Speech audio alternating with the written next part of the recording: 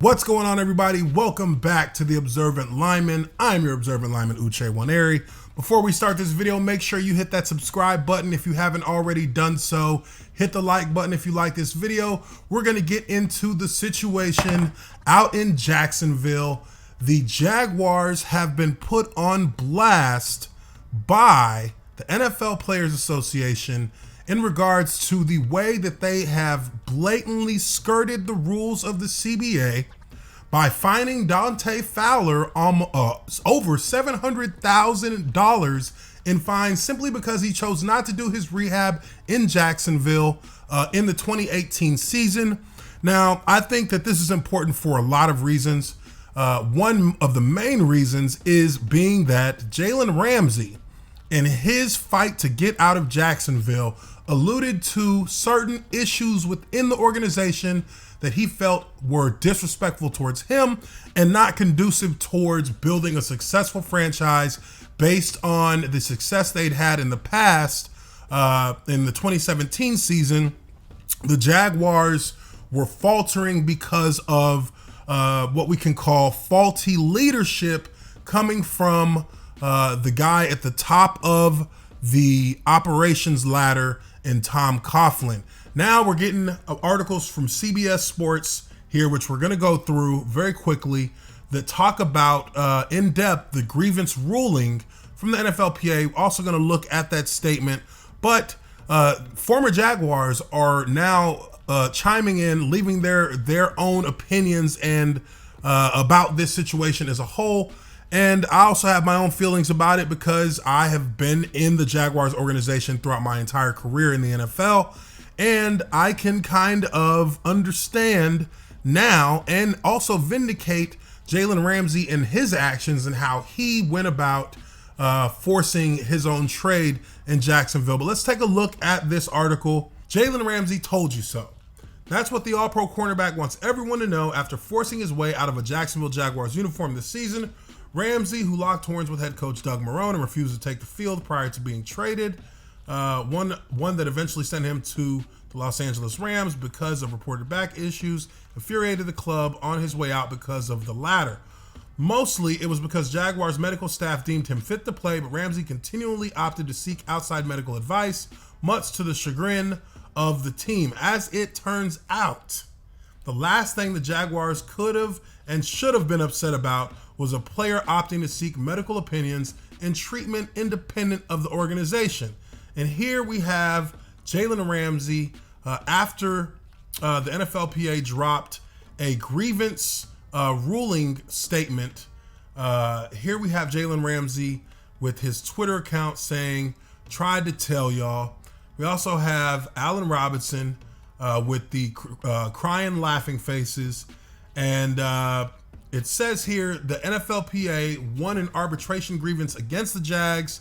The Jaguars were found guilty of fining a specific player a sum of more than $700,000 for missing 25 appointments with the team's trainers in 2018.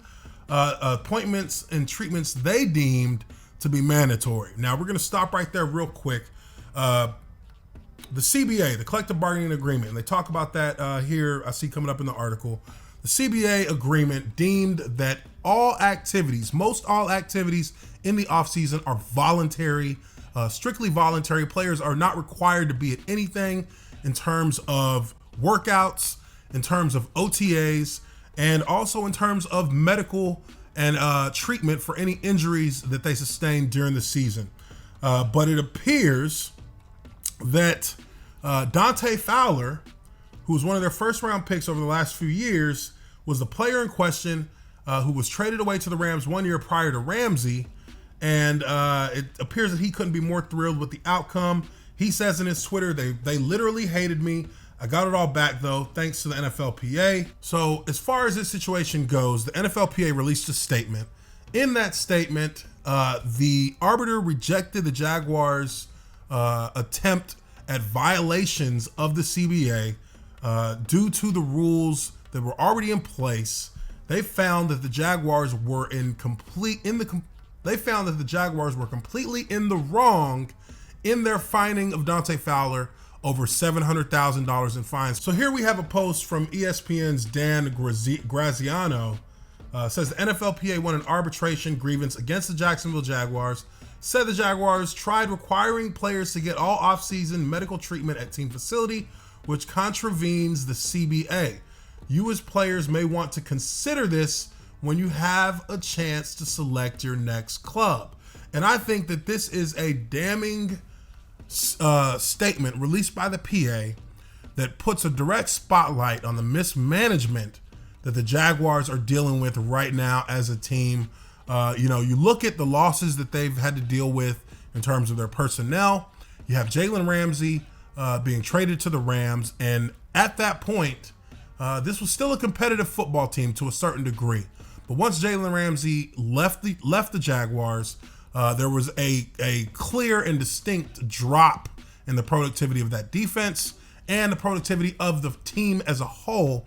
And I think that a lot of this circles back once again to the fact that Tom Coughlin does not know how to evolve as a football operations manager. He does not know how to move out of that old mindset, that old 1950s, 1960s mindset of grinding guys into the dirt, ruling with an iron fist, running your football organization as a dictatorship, and not being able to modernize their techniques, not being able to modernize their philosophy on how to work in unison with the players in order to get the best results possible out of the guys who are out there sacrificing their body on the field week in and week out.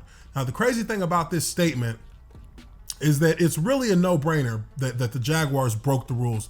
But the really crazy thing about this statement to me is that it says it should be noted that Jaguar players continue to be at odds with the Jaguars management over their rights under the CBA far more than players on other clubs. In the last 2 years, more than 25% of the grievances filed by players in the entire league have been filed against the Jaguars. You as players may want to consider this when you have a chance to select your next club. That, in a nutshell, sums up the biggest problem with the Jacksonville Jaguars franchise. And I'm gonna give you guys a little bit of a story in regards to my experience with a similar kind of situation when I was with the Jaguars. After the new CBA was ratified and put into effect, that first offseason, knowing that things were voluntary, knowing that there were rules set in place as to how long you can be out on the field for OTAs, what you can do during those OTAs, and just the level of intensity that you're supposed to be working at, the Jaguars that year, we had our entire OTA schedule canceled by the NFL because of the violation of rules. What were those violations? We practiced for almost an hour longer than what's sanctioned by the NFL. We also did one-on-one pass rush drills, which is also something that is sanctioned against by the NFL because you're not supposed to be doing any kind of full contact style drills. And for us at that time, with no pads on, only wearing helmets, we were doing drills that are designed to be run in full pads. Guys were getting hurt. And, we had a player who was our player rep at the time actually report that to the NFL Players Association.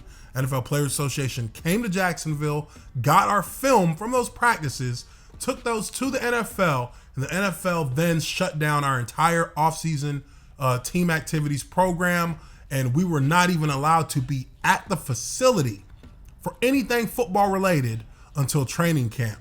So, I know that we all kind of gave Jalen Ramsey a little bit of heat for how he went about forcing the hand of the Jaguars into trading him. But in hindsight, and with hindsight being 2020, you can look back at that situation now, and I think that we can absolutely give Jalen Ramsey the pass he deserves for how he handled it, because he knew, and again, this goes back to players being behind the scenes, being there, and actually knowing the full scope of what's going on. He knew that there was something going on in Jacksonville that the fans weren't aware about or weren't aware of, and it had to do with the way that Tom Coughlin is operating that franchise. I think that if you're the Jaguars, if you're Shad Khan as the owner of that team, Shad Khan, Tony Khan, his son, who who are the figureheads that run that organization, I think you have to look at this now and you have to be thinking that you have got to get rid of Tom Coughlin. Maybe you have to get rid of the entire coaching staff. Maybe you have to blow this thing up and start with a clean slate, because it's clear now at this point that you have a damaged reputation as a football franchise that will more than likely limit your ability to sign good players in free agency, and it's going to absolutely hurt the credibility with the fans, because you have a team of players who are just not happy and just not satisfied with the leaders that they have in place in the front office. And again, it's a sad state of affairs, because I'm somebody who bleeds teal and gold.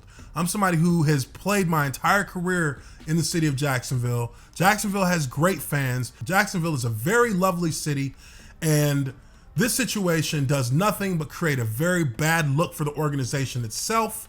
And, the future of the organization is clearly going to be a bit foggier with this, because now you have to make decisions as to whether or not you want to keep somebody who does have a history of success in Jacksonville in the organization, because they have clearly lost touch with the ability to get the most out of the players that they have at this moment. I really feel like it's time for Tom Coughlin to go.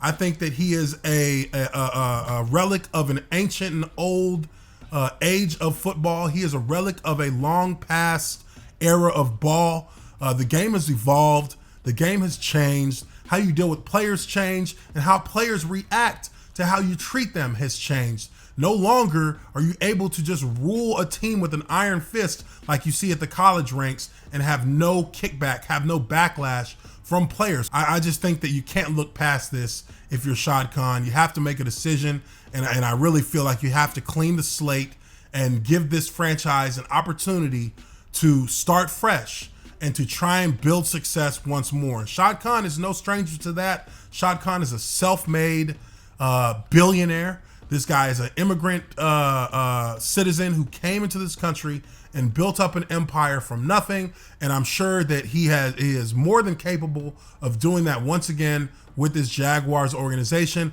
I just hope that he sees it for what it is, doesn't allow any kind of influence from Tom Coughlin in terms of what he thinks should be the next move. And I really hope he takes a step back and does the right thing for this franchise, because boy, 2017 was such a tease. It seems as if the franchise has taken 10 steps back instead of 1 step forward.